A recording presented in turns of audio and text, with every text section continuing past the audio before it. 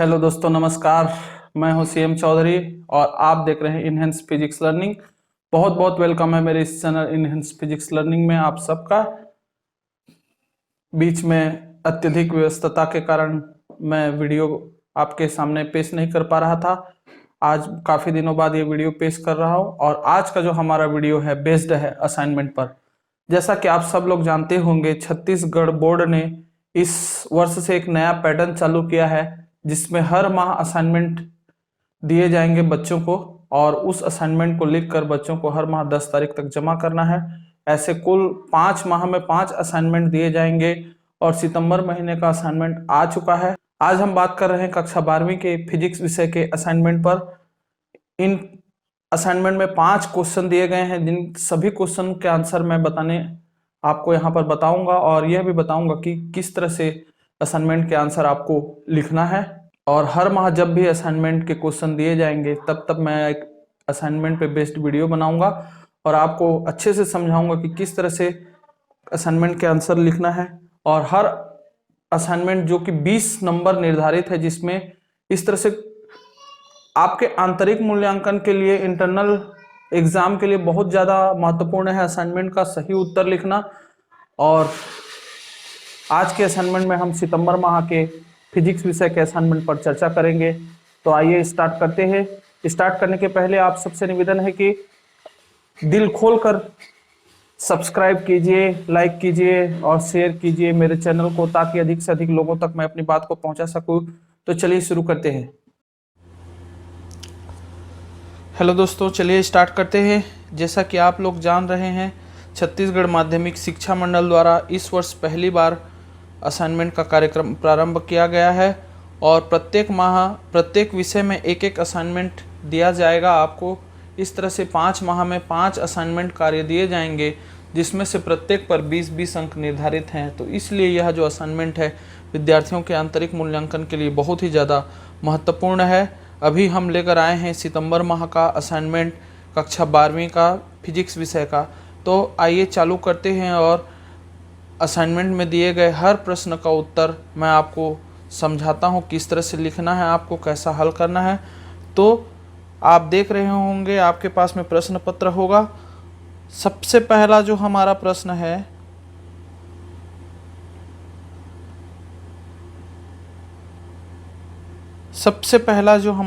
है, प्रश्न 1, उस भौतिक राशि का नाम लिखिए जिसका मात्रक न्यूटन प्रति कूलम है। बताइए वह राशि सदिश है या अदिश। तो आपको करना क्या है, उत्तर में लिखना है वह जो भौतिक राशि है वह है विद्युत क्षेत्र की तीव्रता, जिसका मात्रक न्यूटन प्रति कूलम होता है। इसे ई से प्रदर्शित किया जाता है। यह एक सदिश राशि है और इसकी जो दिशा होती है एकांक धनावेश पर लगने वाले बल की ओर होती है। इस तरह से प्रश्न 1 जो 2 खंडों में है, पहला खंड बहुत ही छोटा सा है और प्रश्न 1 का जो दूसरा खंड देखते हैं, एक भौतिक राशि का मात्रक फैराड है, इसकी परिभाषा तथा सूत्र लिखिए।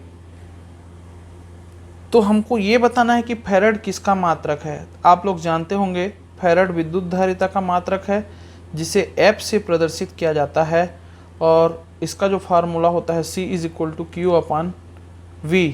कैसे आया यहाँ पर मैंने लिखा हुआ है किस तरह से आया। तो प्रश्न 1 का दूसरा जो पार्ट है, एक भौतिक राशि का मात्रक फैराड है, इसकी परिभाषा तथा सूत्र लिखिए। तो हमको यहाँ पर यह बताना है कि फैराड किसका मात्रक होता है। फैराड जो है वह विद्युत धारिता का मात्रक होता है, जिसे F से प्रदर्शित किया जाता है। देख रहे होंगे आप स्क्रीन में एक फार्मूला लिखा है मैंने, C = Q/V और उसके नीचे यदि किसी चालक को Q आवेश दिया जाए, उसका विभव V हो। आप लोग जानते होंगे किसी चालक को जितना ज़्यादा आवेश देते हैं हम, उसके विभव में उतनी ज़्यादा वृद्धि होती है। तो यहाँ से क्या हो जाएगा, Q is proportional to V, अर्थात Q = CV, जहाँ पे C एक कांस्टेंट है। इसी C को हम विद्युत धारिता कहते हैं। तो C का मान हो जाएगा C = Q/V। इसी प्रकार यदि V = 1 हो तो C = क्या हो जाएगा, Q। यहाँ से हम विद्युत धारिता को परिभाषित कर सकते हैं कि विद्युत धारिता आंकिक रूप से आवेश की उस मात्रा के बराबर होगी जो चालक के विभव में इकाई वृद्धि कर दे। तो यहाँ पर जो है हमारा प्रश्न 1 का दूसरा पार्ट भी कंप्लीट हो जाता है। अब हम प्रश्न 2 में आते हैं। एक समांतर प्लेट संधारित्र की प्लेटों के बीच वायु होने पर 10 माइक्रोफैरड धारिता प्राप्त होती है। अब इन प्लेटों के बीच की दूरी आधी कर दी जाए अब इन प्लेटों के बीच की दूरी आधी कर दी जाए और इनके मध्य k = 5 परावैद्युतांक का माध्यम भर दिया जाए तो धारिता का मान कितना घटेगा या कितना बढ़ेगा। तो इसका उत्तर देखिए यहाँ पर दिया हुआ है C1 = 10 माइक्रोफैरड। हम जानते हैं C का फार्मूला C = K ε0 A/D होता है, जहाँ पर ε0 कांस्टेंट है, A कांस्टेंट है, बस वैल्यू परिवर्तित होगा K और D का। तो C1 = क्या हो जाएगा K1 ε0 A/D।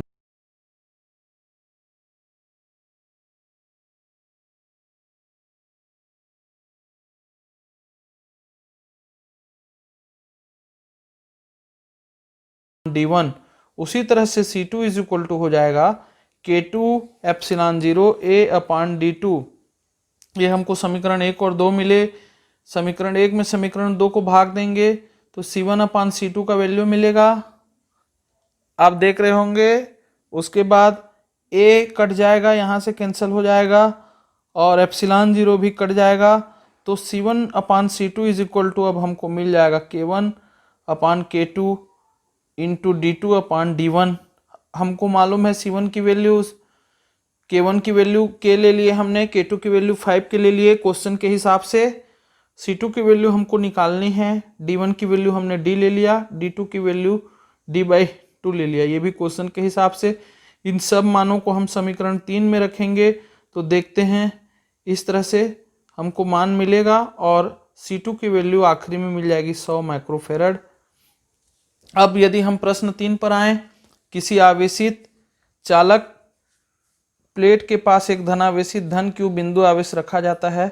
बिंदु आवेश से निकलने वाले आवेशित प्लेट के पृष्ठ तक जाने वाली विद्युत बल रेखाएं खींचिए। आप लोग जानते होंगे विद्युत बल रेखाएं हमेशा धन आवेश से प्रारंभ होती हैं।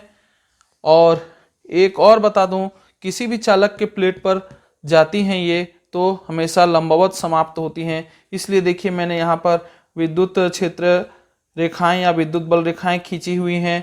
आप लोग देख रहे होंगे कि ये जो प्लेट पर आकर लंबवत समाप्त हो रही हैं। इस तरह से आपको बनाना है एक चित्र। और इसके बाद इसका सेकेंड पार्ट है, आवेशित प्लेट के पृष्ठ पर विद्युत क्षेत्र की तीव्रता हेतु व्यंजक ज्ञात कीजिए। एक हमने प्लेट लिया है, चित्र में देख रहे होंगे आप लोग, XY आवेशित प्लेट है जिसके अंदर कुल आवेश की मात्रा हमने Q मान लिया। अब यदि चालक के पृष्ठ का क्षेत्रफल हमने A ले लिया तो पृष्ठीय आवेश घनत्व आप लोग जानते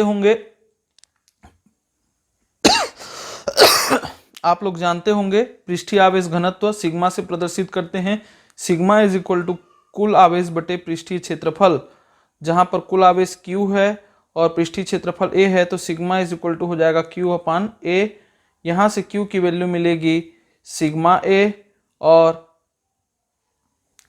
यदि P से गुजरने वाला फ्लक्स फाई ले लें तो फाई = EA cos थीटा होता है, परंतु थीटा = 0 डिग्री होगा। तो 0 डिग्री जब हम रखेंगे तो cos 0 = 1 मिलेगा इस तरह से। तो फाई = EA हो जाएगा। और गॉस के प्रमेय से आप लोग जानते होंगे फाई = Q/ε0। इसको समीकरण 3 माना है हमने। इक्वेशन 2 और 3 देख रहे होंगे आप, वहां से EA = Q/ε0 हो जाएगा। अब हम क्या करेंगे, समीकरण 1 से Q का वैल्यू जो है सिग्मा × A यहाँ पर रख देंगे तो हमको इस तरह से मिलेगा। अंत में E की वैल्यू मिल जाएगी हमको सिग्मा/ε0। अब देखिए प्रश्न 4 दो भागों में बटा हुआ है। प्रश्न 4 में वायु या निर्वात में दो बिंदु आवेश QP +2 μ C मतलब +2 माइक्रोफैरड और QQ = -2 माइक्रोफैरड। तो ये दोनों एक दूसरे से 10 सेंटीमीटर की दूरी पर स्थित हैं। दोनों आवेशों को मिलाने वाली रेखा के मध्य बिंदु पर विद्युत क्षेत्र की तीव्रता ज्ञात कीजिए। देख रहे होंगे मैंने चित्र बनाया हुआ है, QP और QQ लिया हुआ है, दोनों के बीच की दूरी 10 सेंटीमीटर है, बीच में मध्य बिंदु O लिया हुआ है, तो एक और 5 सेंटीमीटर, दूसरी ओर 5 सेंटीमीटर हो जाएगा। हमको इस मध्य बिंदु पर विद्युत क्षेत्र की तीव्रता ज्ञात करनी है। तो अब हम मान लेते हैं मध्य बिंदु पर विद्युत क्षेत्र की तीव्रता E is equal to EP plus EQ हो जाएगा, दोनों का योगफल के बराबर। अब EP और EQ दोनों बराबर होगा तो E इज इक्वल टू हम लिख सकते हैं 2EP, और EP की वैल्यू जब हम रखेंगे, फार्मूला होता है, आप लोग जान रहे होंगे, याद होगा आपको, 1/4 पाई एप्सिलॉन 0 Q/R²। इसमें हम QP की वैल्यू रखेंगे 2 × 10⁻⁻6 और R की वैल्यू रखेंगे, R की वैल्यू इस चित्र में देख रहे होंगे 5 × 5 सेंटीमीटर मीन्स 5 × 10⁻²। और इस तरह से इन सारे वैल्यू को हल करने के बाद E की वैल्यू हमको मिल जाएगी। और उसी के B पार्ट में कहा गया है एक परीक्षण आवेश QR जिसकी वैल्यू है -1.2 × 10⁻⁹ को PQ के मध्य रखा जाता है। तो परीक्षण आवेश पर लगने वाले बल का मान व दिशा ज्ञात कीजिए। इस तरह से हमने QR को मध्य में रखा, तो F is equal to Q × E होता है फार्मूला। हम Q की वैल्यू रख देंगे, दिया हुआ है, और E की वैल्यू निकाल चुके हैं, उन सब वैल्यू को रखने पर हमको F की वैल्यू मिल जाएगी। उसी तरह से अगला जो प्रश्न है, बिंदु आवेश व विद्युत द्विध्रुव के कारण विद्युत विभव में दो अंतर लिखिए। तो विद्युत विभव जब बिंदु आवेश के कारण उत्पन्न होता है तो उसका फार्मूला जो होता है V is proportional to 1/R होता है, और विद्युत द्विध्रुव के कारण होने पर V is proportional to 1/R² होता है। पहले मैंने फार्मूला लिखा, उसके बाद नीचे में उसको शब्दों में लिखा है, आप लोग देख के लिख सकते हैं। और दूसरा जो अंतर है, बिंदु आवेश के कारण विद्युत विभव केवल दूरी R पर निर्भर करता है, जबकि विद्युत द्विध्रुव के कारण दूरी R के साथ साथ कोण थीटा पर भी निर्भर करता है।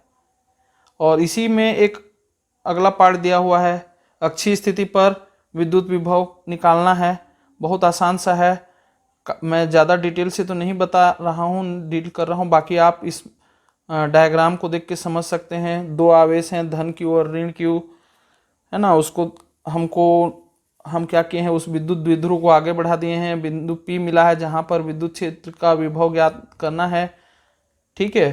तो उस पर दो विभव कार्य करेंगे, एक धन Q के कारण, एक माइनस Q के कारण। तो V1 और V2 ले लिया हमने, उसको V1 is equal to 1/4 pi epsilon 0 के Q/R - L। उसी तरह से V2 में क्या हो जाएगा, 1/4 pi epsilon 0 minus QR plus L। परिणामी विभव V is equal to V1 plus V2, क्योंकि ये एक अदिश राशि है, जुड़ जाता है सीधा सीधा। तो उसमें हम जब हम मान रखेंगे और इन सारे चीज़ों को हल करेंगे, देख सकते हैं किस तरह से मैंने हल किया हुआ है। V का जो फाइनल वैल्यू है 1/4 पाई एप्सिलॉन 0 के P/R² - L² मिल जाएगा। इस तरह से आप इसको हल कर सकते हैं, देख के समझ सकते हैं। तो दोस्तों, मैंने आज के इस वीडियो में सारे जो क्वेश्चन हैं असाइनमेंट के, सारे क्वेश्चन को हल किस तरह से करना है संक्षिप्त रूप से मैंने समझा दिया है। और आगे जब भी असाइनमेंट आएगा अक्टूबर माह में, तो हम बहुत जल्दी जिस दिन असाइनमेंट आएगा उसके अगले दिन ही हल करके आपको प्रदान करने की कोशिश करेंगे। और तब तक के लिए आप इस चैनल को देखते रहिए, लाइक कीजिए, सब्सक्राइब कीजिए और अधिक से अधिक लोगों तक पहुंचाइए, ताकि और अधिक से अधिक लोगों तक मैं अपनी बातों को पहुंचा सकूं। आज के लिए बस इतना ही, मिलते हैं नेक्स्ट वीडियो जो कि जल्द ही आने वाला है। तब तक के लिए दिल खोल कर लाइक और सब्सक्राइब कीजिए। अलविदा दोस्तों।